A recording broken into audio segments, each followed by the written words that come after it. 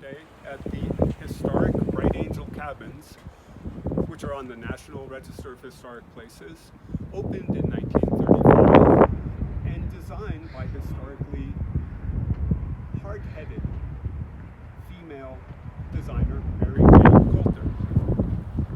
You might wonder, as I have, what this small building is.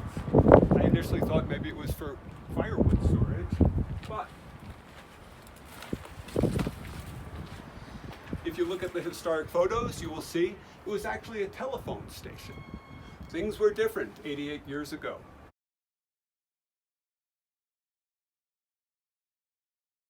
There are 50 cabins.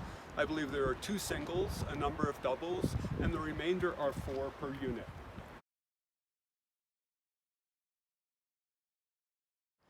We'll be taking a look more closely at one of those today. One of the first things you'll notice when you come into the cabin is this Dutch door. It splits open to allow greater ventilation. And taking from that, you can see something else. Built in 1935, these cabins have no air conditioning. They do have a ceiling fan and 3 windows which open, and that is your sole source of ventilation. And one of the shortcomings of the Bright Angel historic cabins, they can get warm in summer, and you do get a lot of noise coming in from the outside in the summer. The cabins are equipped with a single full-size bed and rather small floor space, 2 bedside lamps,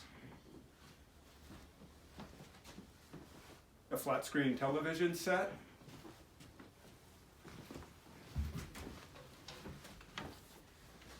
a room safe, small closet, ironing board and iron,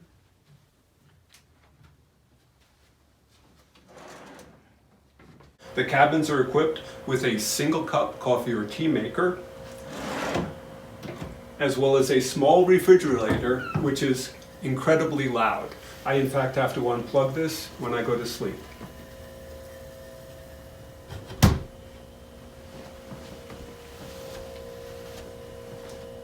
You'll note the bathrooms are relatively small, and the toilet, sink, and tub are all in the same room.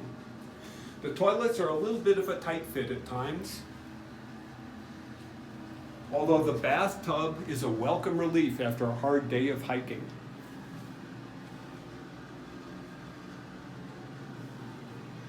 They are equipped with shampoo, body wash, conditioner,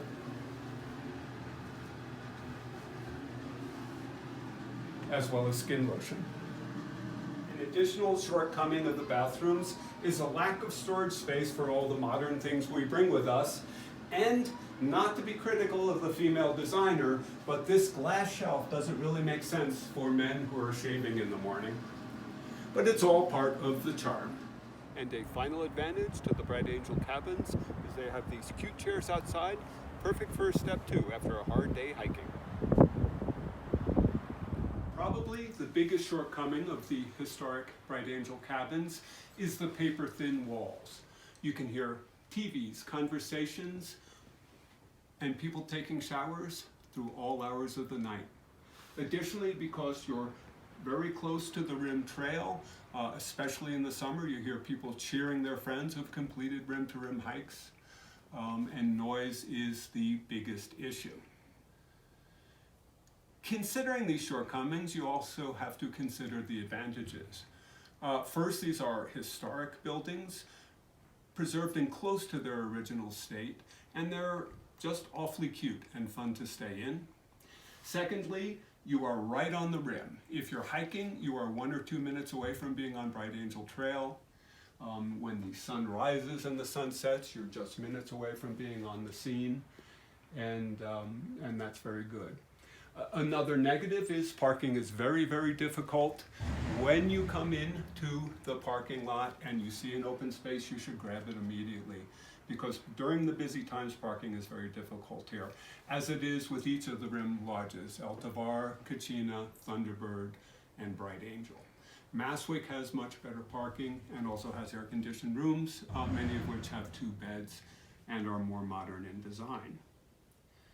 My summary is this. Bright Angel cabins are my favorite place to stay in the cooler months at Grand Canyon. In the warmer months, I do prefer the air conditioning that you find in Masswick Lodge. I hope you'll have the opportunity to stay in one of these fine rooms, and I appreciate your watching this video.